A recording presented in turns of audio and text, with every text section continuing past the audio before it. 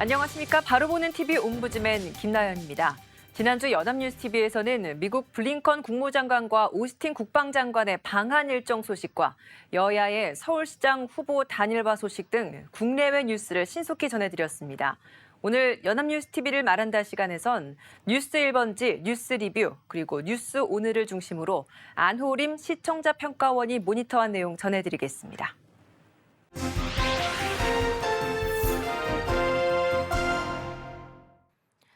지난 3월 2일 참여연대와 민주사회를 위한 변호사 모임은 LH 한국토지주택공사의 일부 직원이 신도시로 지정된 광명 시흥 일대에 대규모 투기를 한 의혹을 제기했습니다. 의혹이 제기되자 정부는 즉각 대국민 사과와 함께 LH공사 직원 전원에 대한 투기 의혹 조사에 착수했고 경찰과 감사원, 금융위가 참여하는 특별수사본부도 수사를 벌이고 있습니다. 정부와 여당은 강도 높은 방지 대책을 마련하겠다는 약속을 했습니다. 한국인이 민감한 부동산 투기 의혹이고 100억대가 넘는 큰 사건이라서 언론과 국민의 관심이 집중되고 있습니다. 연합뉴스TV도 연일 관련 기사를 내고 있습니다. 지난 10일 뉴스 1번지에서는 정부가 내건 공직사회의 부동산 투기 근절 대책의 한계에 대해 지적했습니다. 정부는 LH 사태로 드러난 공직사회 부동산 투기를 뿌리부터 근절할 수 있는 대책을 내놓겠다며 불법 불공정 행위 예방책, 투기 시도 적발 시스템, 적발 시 일벌백계, 부당 이득 이상의 환수 대책 등 4대 대책을 추진할 계획이라고 전했습니다. 기사는 홍남기 부총리 겸 기획재정부 장관의 발언 중 한 부분을 인용해 정부의 의지를 전달했습니다. 이러한 정부 방침에도 불구하고 실제 실효성이 있는 대책이 나오기는 어렵다는 비관적인 전망이 나오고 있다고 기사는 전합니다. 실망스러운 1차 조사 결과부터 뿌리부터 뽑겠다는 것과는 거리가 멀다고 지적합니다. 가족 명의도 조사하지 못한 결과는 실망스럽다며 LH 직원 투기 의혹을 고발한 참여연대와 민변도 1차 조사 결과를 비판했다고 전했습니다. 이 기사는 정부에 대한 감시와 비판 역할을 수행해야 하는 언론 본연의 임무에 충실한 기사라고 보입니다. 주로 1차 조사 결과를 주로 언급하면서 정부 대책의 한계를 지적하고 있습니다. 실효성이 있는 대책이 나오기 힘들다는 비관적인 입장인데요. 1차 조사 결과만을 가지고 비관적인 전망을 내세우는 것은 근거가 부족하다고 생각됩니다. 1차 조사 결과는 짧은 기간 내 이루어졌고 본인 명의 토지만을 대상으로 조사가 이루어졌기 때문에 이번 조사 결과는 어느 정도 예견이 가능한 것이었습니다. 이러한 한계는 이슈 큐브에서 인터뷰한 참여연대 민변 소속 김남근 변호사도 지적했습니다. 1차 조사는 시작에 불과하고 추가 조사가 진행 중이고 경찰, 감사원, 금융위가 참여하는 특별수사본부의 수사는 이제 막 시작 단계입니다. 발본색원까지는 힘들다는 예측을 하려면 특수본의 수사가 갖는 한계, 수사 외의 정부 대책들에 예상되는 문제점들을 지적하는 게 더 나았을 것 같습니다. 근거가 부족한 비판은 정부 대책에 대한 불신만을 조장할 뿐 정확한 비판이 되지 못하는 한계를 가진다는 점 유념해 주셨으면 합니다. 이 사태를 수습할 책임을 지닌 장관이자 부동산 정책의 총책임자인 변창흠 국토교통부 장관이 3월 12일 사의를 표명했습니다. 문재인 대통령은 사의를 수용하기로 했는데요. 뉴스 리뷰에서는 변창흠 국토교통부 장관의 사임 소식을 전하면서 그 파장에 대해서도 보도했습니다. 기사는 12일 오전 국회 상임위 회의에 참석해 사의 표명 의사에 대한 질문에 아직은 없다고 대답하는 변창흠 국토교통부 장관의 모습을 보여주는 것으로 시작합니다. 오전에는 자진 사퇴보다는 사퇴 해결이 먼저라는 입장이었는데 오후에 갑자기 사의를 밝혔다고 합니다. 투기 의심 직원 20명 중 11명이 변 장관이 LH 사장 재직 시절에 땅 거래를 한 것으로 드러나면서 사퇴를 결심한 것으로 추측하고 있습니다. 문 대통령은 시한부로 사의를 수용했습니다. 정만호 청와대 국민소통수석의 발표 모습을 통해 책임지는 모습을 보일 수밖에 없지만 이사 부동산 대책의 기초 작업까지는 마무리해야 한다는 문 대통령의 입장을 전했습니다. 이러한 결정은 부동산 공급 대책은 흔들림 없이 추진하겠지만 변 장관의 책임을 물어 민심을 수습하고자 하는 의지라고 해석하고 있습니다. 기사는 변 장관이 이사 대책 입법이 이루어지는 3월 초, 다음 달 7일 재보선 전후까지는 장관직을 유지할 것으로 전망했습니다. 이어진 기사에서는 변창흠 장관의 사태가 이사 부동산 대책에 미칠 영향에 대해 전망하고 있습니다. LH 직원들의 투기 의혹으로 정책 추진 동력이 약화된 데다가 시한부 장관인 변 장관이 추진력을 낼 수 있을지 우려의 목소리가 있다고 기사는 전하고 있습니다. 지난해 12월 신규 취임한 변창흠 장관은 서울 도심의 대규모 공급을 약속했습니다. 기사는 취임사에서 공공기관이 주도하는 정비 사업을 통한 주택 공급 구상을 밝히는 변 장관의 모습을 보여줬는데요. 이런 계획은 시작하기도 전에 큰 악재를 만났습니다. 청와대는 이사 공급 대책의 입법 작업까지는 마무리할 것을 변 장관에게 지시했지만 정책 동력이 상실될 것으로 기사는 전망하고 있습니다. 특히 이번 사건으로 정책 신뢰가 무너져서 민간 참여가 쉽지 않을 것이라고 예측합니다. 연합뉴스TV에서는 3월 2일 LH 직원들 신도시 부지 100억대 투기 의혹이라는 제목의 보도를 내보낸 후 연일 다양한 관련 기사를 내보내고 있습니다. 국민들이 많은 관심을 가지고 있고 정부의 신도시 추진 계획에도 큰 영향을 미치는 사건이니만큼 정부 대책과 수사 경과뿐 아니라 정치권 반응, 부동산 정책에 대한 영향, 처벌 과정에서의 어려움, 관련법 개정 움직임 추가 의혹 등 다양한 내용을 다각도로 자세히 보도하고 있습니다. 사건의 중요성에 맞게 충실한 보도가 이루어지고 있다고 생각됩니다. 다만 아쉬운 점이 있다면 의혹이 제기된 지 10일이 넘어가고 있는데 보다 심층적인 취재가 이루어진 기사는 보이지 않는다는 점입니다. 예를 들어서 국민들은 얼마나 오랜 기간 동안 얼마나 광범위하게 이런 투기 행위가 LH 공사 내에서 이루어졌는지 궁금해할 텐데요.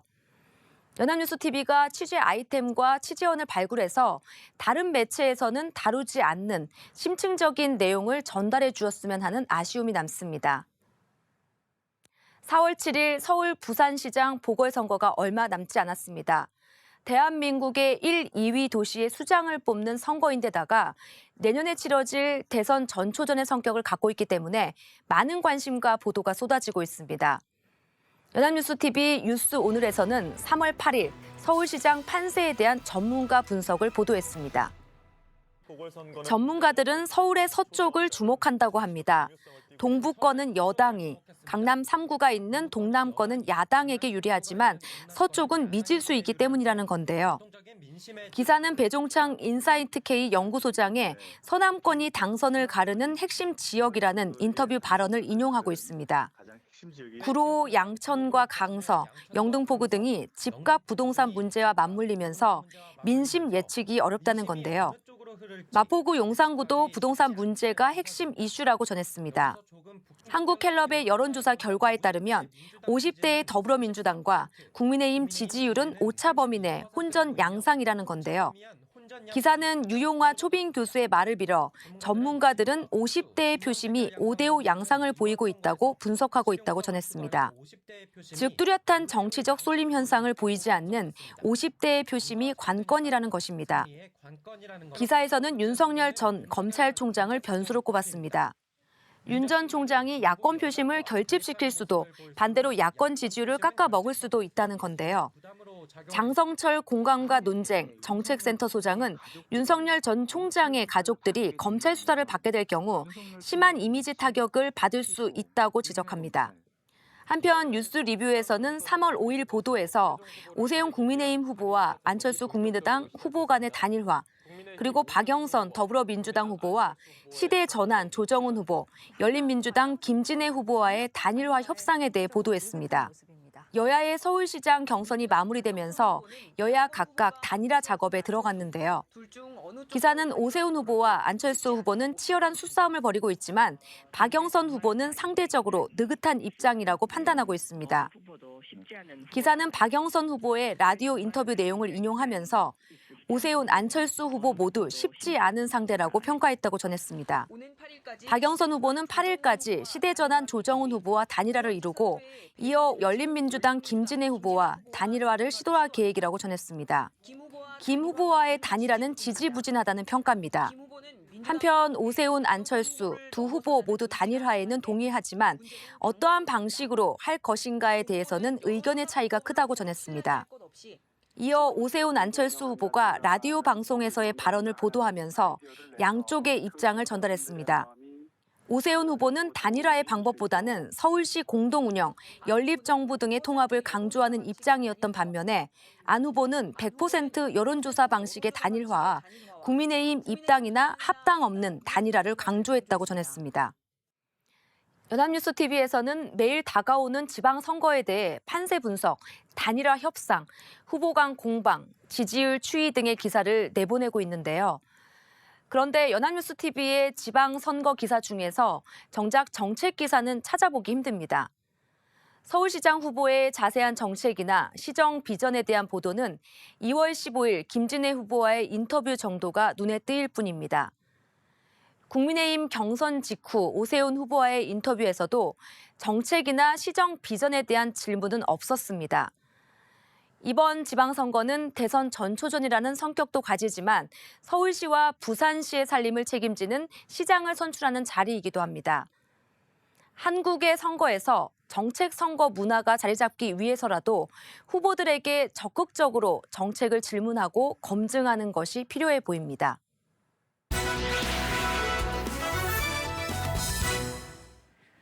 네, 이번 순서는 주말에 방영되는 제작 프로그램을 대학생의 시선으로 분석하고 평가한 내용을 들어보는 캠퍼스 TV 리포트 시간입니다. 이번 주는 명지대학교 디지털 미디어학과 김근아 학생 나와 있습니다. 안녕하세요. 안녕하세요. 네, 지난주에 어떤 프로그램 모니터했나요? 네, 저는 매주 토요일 오후 9시 40분에 방송되는 뉴스 프리즘을 모니터했습니다. 지난 13일 방송에서는 인구 절벽 비상, 백약이 무효인가라는 주제로 인구 감소 원인과 제도적 문제점 등을 살펴보았습니다. 그럼 자세한 모니터 내용 지금부터 전해드리겠습니다.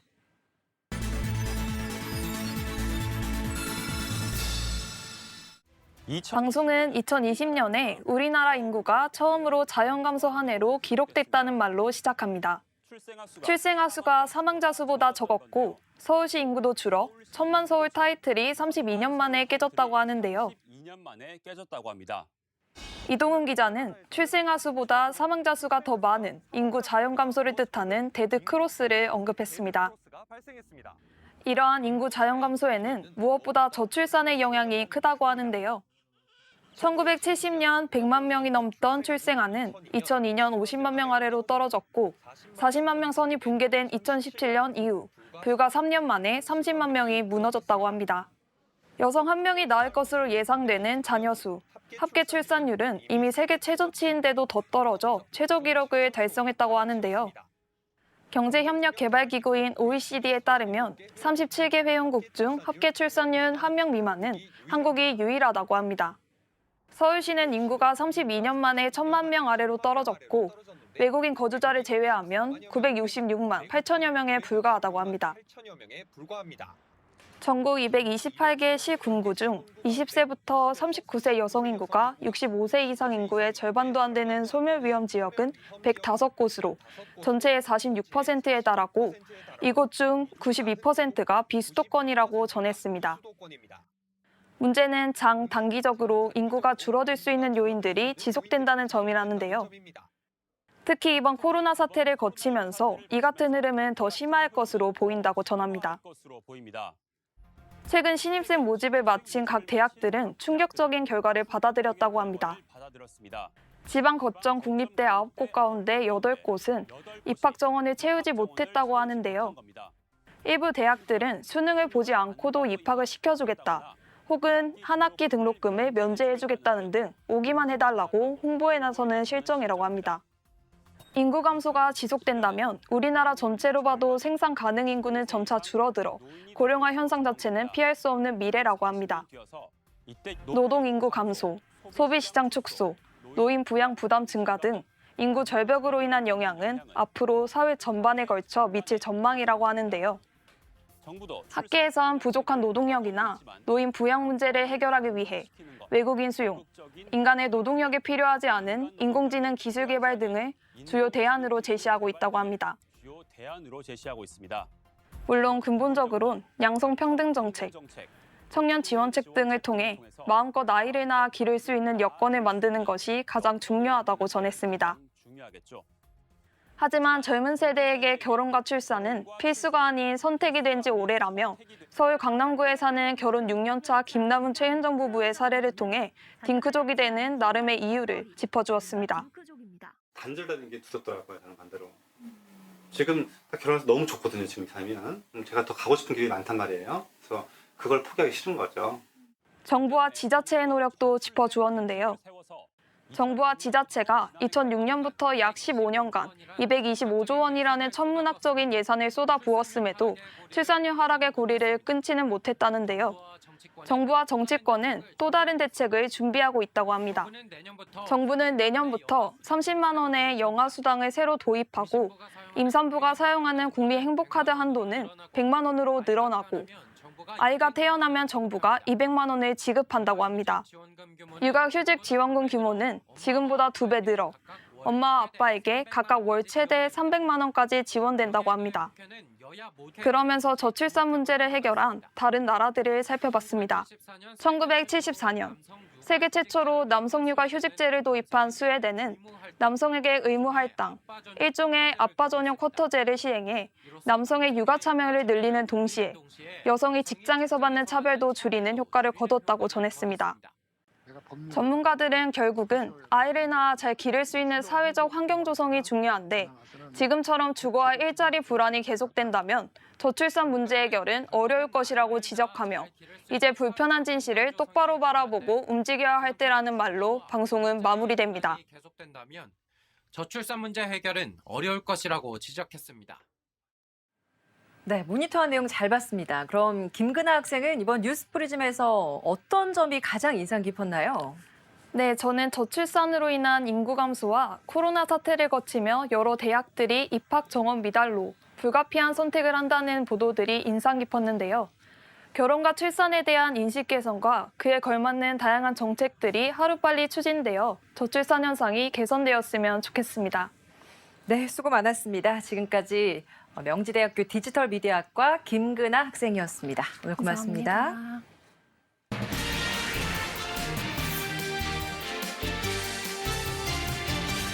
한국토지주택공사 LH 임직원들의 부동산 투기 의혹이 국민적 공분을 사고 있습니다. 4.7 서울 부산시장 보궐선거가 다가오자 여야는 사활을 걸고 부동산 투기 문제에 집중하고 있습니다.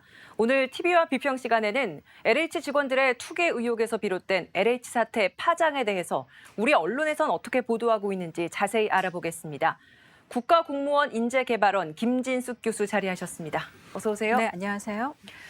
네, LH 임직원들 부동산 투기 의혹이 불거진 이후에 정부가 합동조사단을 꾸려서 1차 조사 결과를 발표했습니다. 이 내용 좀 간략하게 정리해 주시고 여기에 대해서 우리 언론에서는 어떻게 보도하고 있는지 함께 설명해 주시기 바랍니다. 네, 이번 투기 의혹은 정부의 부동산 정책의 신뢰를 손그리째 무너뜨릴 수 있는 중대한 사안으로 강도 높은 조사와 또 엄정한 처벌에 대한 국민 여론이 고조되고 있습니다. 정부는 지난 11일에 국토교통부 공무원과 LH 임직원 14,000여 명에 대한 1차 조사를 실시해서 투기 의심 사례 13건을 포함해 총 20명의 투기 의심자가 확인됐다고 밝혔습니다.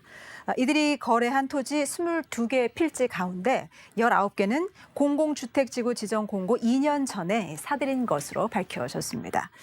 대부분의 언론에서는 이제 논조를 막론하고 정부 합동조사단의 1차 조사가 당초 예견된 한계를 드러냈다라고 밝혔습니다.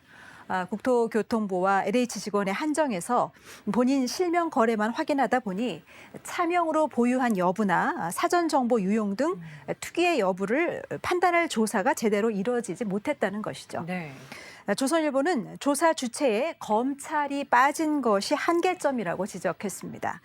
과거 정부에서는 신도시 관련 투기 의혹이 터졌을 때 검찰이 수사를 지휘했는데 이번에는 국무총리실과 정부 부처로 구성된 조사단을 꾸렸다면서 여론이 악화되자 특별수사단을 만들었지만 경찰 중심이었다라고 비판했습니다.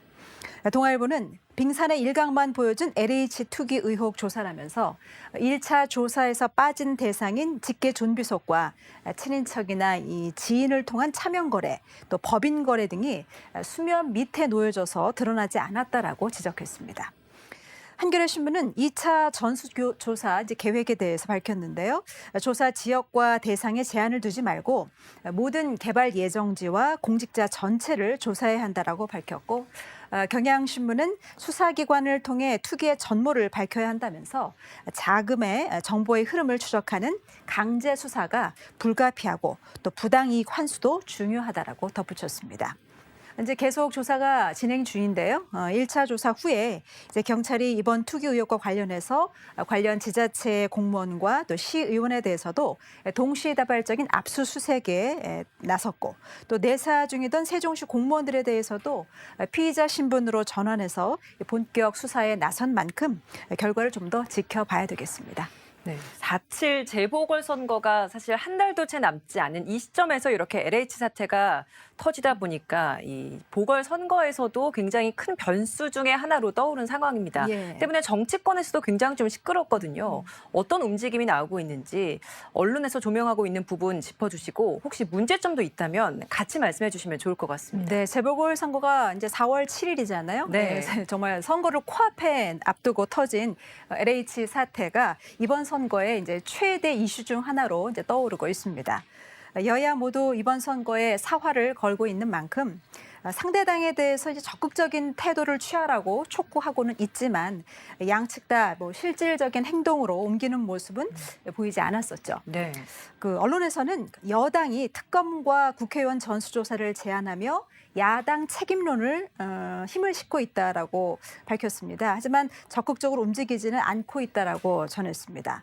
서울과 부산시장 재보궐선거 후보자와 또 직계 가족에 대한 부동산 전수조사를 제안했지만 사실상 또 전수조사가 현실화되기는 쉽지 않아서 결국 정치적인 레토릭에 그칠 것이라고 전망했습니다.